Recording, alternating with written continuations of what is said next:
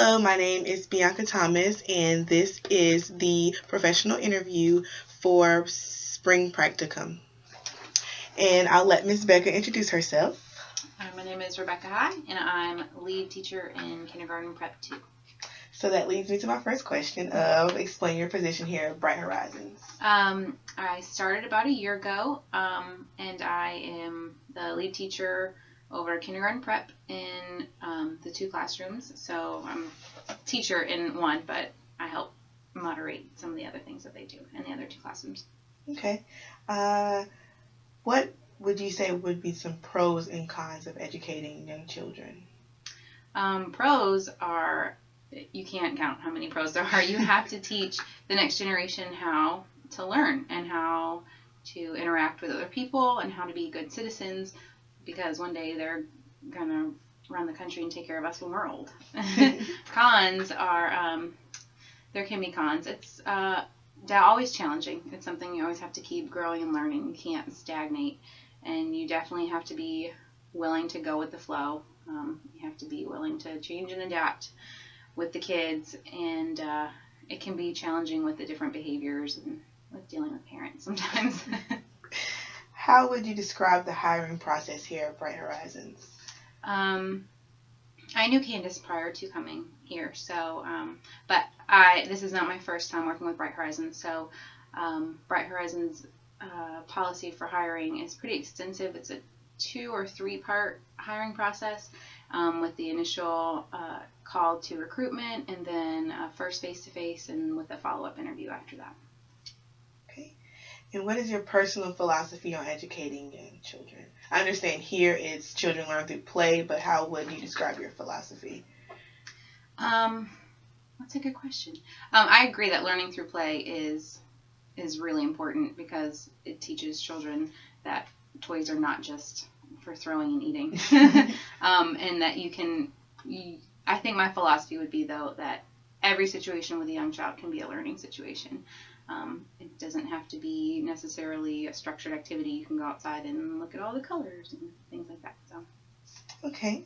How would you describe your process before actually working in childcare? I guess I want to say, what was your major in college, and what were the steps you took to lead to get you to here? My major was sociology, and I really just like to kind of see the way people tick. So I've always worked with kids, through college. I worked in daycares throughout, and then while I was in school, I worked with kids. I was a nanny. I had kind of thought after graduation that I would move away from this, but it kept drawing me back, so I'm back here. Right. Okay. And I noticed that you have a student in your class who has a very hard time with calming down, keeping himself calm, and not disrupting his other classmates. So could you just describe to me what goes through your mind when you're attempting to help him calm down? Depending on the day. Sometimes my first thought is, oh no, not again. But then you kind of have to put yourself in his shoes, because he can't moderate his own feelings, and it's hard to watch, because he's very upset, but he doesn't even know how to process being upset. So rather than saying I'm mad, he screams, or makes a mean face, or just cries for 20 minutes. So I guess I just try to focus myself and get down on his level and talk to him quietly, because the more calm you are, the more calm the child will reflect back to you. Okay, good. I like that. Okay, and the last question is, sorry, I'm trying to read this. What would be some advice you would give me as far as becoming a part of the Bright Horizons family? Teaching techniques, ideas for, I guess, arts and craft, anything. Well, Pinterest is always a great resource. But as far as just being a teacher, like I said before, never be afraid to learn something new.